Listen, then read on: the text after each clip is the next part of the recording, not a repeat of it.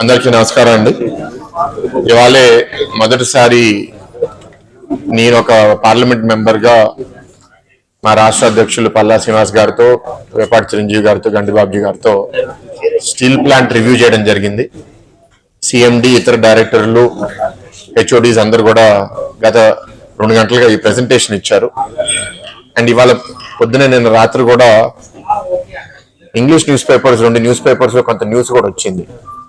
ఏంటంటే మేమేదో యూటర్న్ చేసామనో, లేకపోతే మేము ప్రైవేటైజేషన్కి సపోర్ట్ చేస్తామనో. ఇక్కడున్న కార్మిక నాయకులు కూడా ఉన్నారు, చాలా మంది వర్కర్స్ కూడా అది వాట్సాప్లో సర్క్యులేట్ చేస్తున్నారు. అందరికీ చెప్పేది ఏంటంటే, గత 5 ఏళ్లుగా వైఎస్ఆర్సీపీ ప్రభుత్వం ఏమీ చేయలేదు. ఇప్పుడు వాళ్ళకి సంబంధించిన వాళ్ళు, సాక్షిలో పనిచేసిన వాళ్ళు ఇప్పుడు డెక్కన్ క్రానికల్లో ఎడిటర్గా పనిచేస్తున్నారు. వాళ్ళు ఇప్పుడు ఎవరి ద్వారానో ఆర్టికల్ రాయిపించి, నాకు అర్థం అవుతుంది ఏంటంటే అది కూడా ప్రత్యేకంగా స్టీల్ మినిస్టర్ వచ్చి ఒక రోజు ముందు అది రిలీజ్ చేసి అందరికీ భయభ్రాంతులు పెడుతున్నారంటే వాళ్ళ ఉద్దేశం ఏంటి? మీకు ఏదన్నా ఆధారం పబ్లిక్ గా బాబు గారు, లేకపోతే ఇక్కడ ఎంపీలుగా నేను, లేకపోతే అనకాపల్లి ఎంపీ రమేష్ గారు, లేకపోతే ఇక్కడ ఎమ్మెల్యేలు పల్లా శ్రీనివాస్ గారు, పంచకల్ రమేష్ గారు ఏదైనా వచ్చి ఎప్పుడన్నా ఎక్కడ అన్నారా? ఏ ఆధారం లేకుండా ఇంగ్లీష్ మీడియా అట్లా రావడం అనేది చాలా ఇర్రెస్పాన్సిబుల్ గా భావిస్తున్నాను. ఎందుకంటే ఇది చాలా మంది జీవితాలకి ముడిపడిన సమస్య. అంత ఈజీగా లైట్ గా వాళ్ళు రాయడం అనేది కరెక్ట్ కాదు. సో దాని మీద చర్యలు కూడా మేము తీసుకుంటాం. ఎందుకంటే మిస్ఇన్ఫర్మేషన్ స్ప్రెడ్ చేయడం, అది కూడా మనందరికి కోరేది ఏంటి? స్టీల్ ప్లాంట్ కాపాడుకోవాలి, ఇక్కడున్న కార్మికులకి, నిర్వాసితులకి అందరికీ జస్టిస్ జరగాలని మేము అనుకుంటుంటే, దీన్ని ఎట్లా డీవియేట్ చేయాలి, ఎట్లా పొలిటికల్ గా పాయింట్స్ కొట్టాలి. వాళ్ళు పవర్ లో ఉన్నప్పుడు 5 ఏళ్ళు చేయలేకపోయారు, ప్రతిపక్షంలో ఉన్నప్పుడన్నా మా పని మమ్మల్ని చేయనివ్వచ్చు కదా. ఇవాళ బాగా రివ్యూ చేసామండి. వాళ్ళని కోరింది కూడా ఏంటంటే, లాభాల లోపలికి స్టీల్ ప్లాంట్ ని ఎట్లా తీసుకుని రావాలి, ఆ విధంగా మనం ఎట్లాంటి సహాయం రేపు కేంద్ర మంత్రి మనం అడగాలి.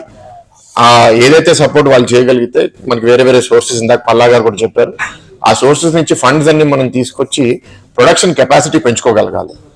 ఇప్పుడు ఇంచుమించు హాఫ్ ప్రొడక్షన్ కెపాసిటీలోనే ఉన్నాము. ఫుల్ కెపాసిటీకి వెళ్తేనే మనకి మంచి లాభాలు వస్తాయి, మనం ఈ అప్పు కూడా తీర్చుకోగలుగుతాము. అండ్ ఆ ప్రైవేటైజేషన్ డిస్కషనే ఆగిపోతుంది. అప్పుడు ఇక్కడ అన్ని సమస్యలు, జీతాల సమస్యలు అవనివ్వండి, లేకపోతే నిర్వాసితుల సమస్యలు అన్ని మనం పరిష్కరించగలుగుతాం.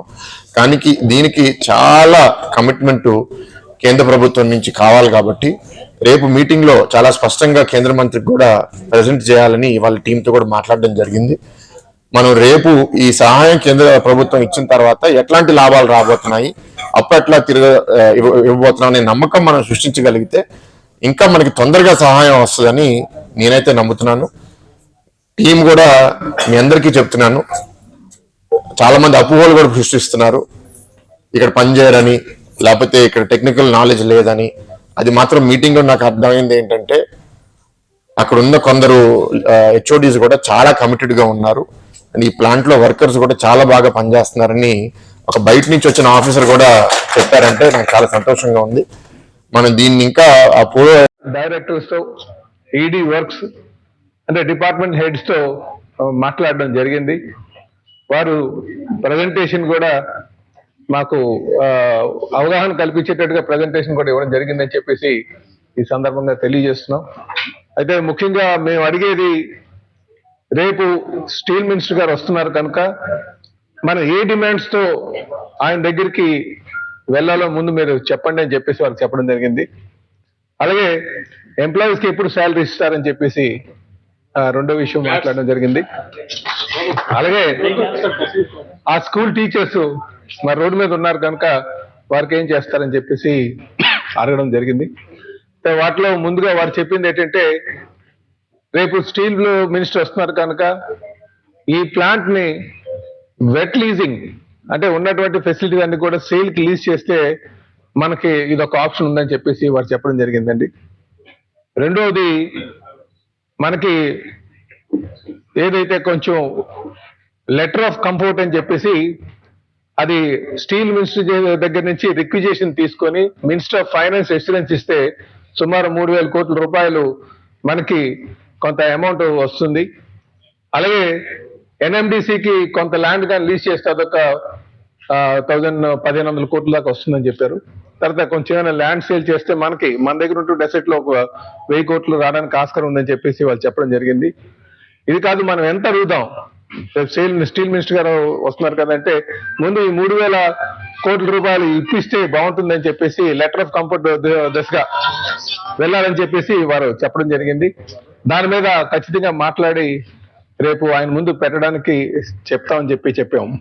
దీంతో పాటు స్టేట్ గవర్నమెంట్ ఎటువంటి సపోర్ట్ మీకు కావాలంటే ఇప్పుడున్నటువంటి గంభీరంలో ఉన్నటువంటి మైన్స్, అలాగే సరిపల్లిలో ఉన్నటువంటి క్షమించాలి గర్భం మైన్స్ ఒకటి, సరిపల్లిలో ఉన్నటువంటి శాండ్ మైన్స్ ఒకటి, మ్యాంగనీస్, అలాగే కింతాడ్లో కాజ్ మైన్స్ ఇమీడియట్ గా లీజు ఇప్పించమని చెప్పి వాళ్ళు కోరారు. అదే కాకుండా స్టేట్ గవర్నమెంట్ నుంచి ఈ పవర్ మనకు ప్రతి నెల 100 crores మనకు కట్టాల్సి వస్తుంది.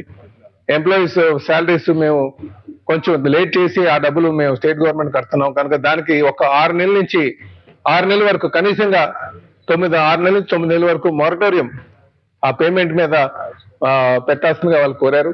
ఖచ్చితంగా స్టేట్ గవర్నమెంట్ తో మాట్లాడి ఈ పనులు చేపిస్తామని చెప్పేసి వాళ్ళకి చెప్పడం జరిగింది. ఇది కాకుండా ఇంకా మన ఏమైనా సేల్ ప్రొడక్ట్స్ సేల్ కి అంటే స్టీల్ కొనడానికి ఏమైనా స్టేట్ గవర్నమెంట్ నుంచి చేయడానికి ఆస్కారం ఉంటే అది కూడా చేస్తామని చెప్పేసి స్టేట్ గవర్నమెంట్ అష్యూరెన్స్ ఇవ్వడం జరిగింది.